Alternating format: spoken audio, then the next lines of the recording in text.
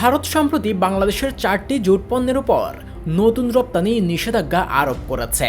এর ফলে এই পণ্যগুলো মুম্বাইয়ের নাভা সেবা বন্দর দিয়ে রপ্তানি করা সম্ভব হচ্ছে না।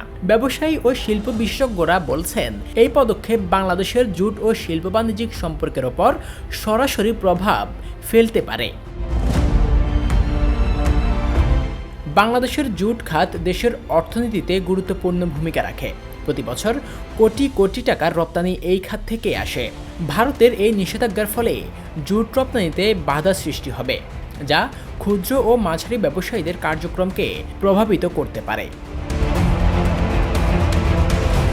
বিশেষজ্ঞরা আশঙ্কা করছেন, এই পদক্ষেপের দীর্ঘমেয়াদী প্রভাব আন্তর্জাতিক বাজারে বাংলাদেশের জুট পণ্যের প্রতিযোগিতা কমিয়ে দিতে পারে।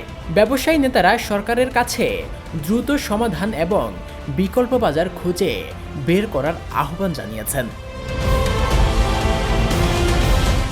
ভারতীয় নিষেধাজ্ঞার ফলে বাংলাদেশে জুট খাতের জন্য নতুন চ্যালেঞ্জ তৈরি হচ্ছে। পরিস্থিতি মোকাবেলায় সরকার, ব্যবসায়ী ও শিল্পী সকলের যৌথ উদ্যোগ প্রয়োজন।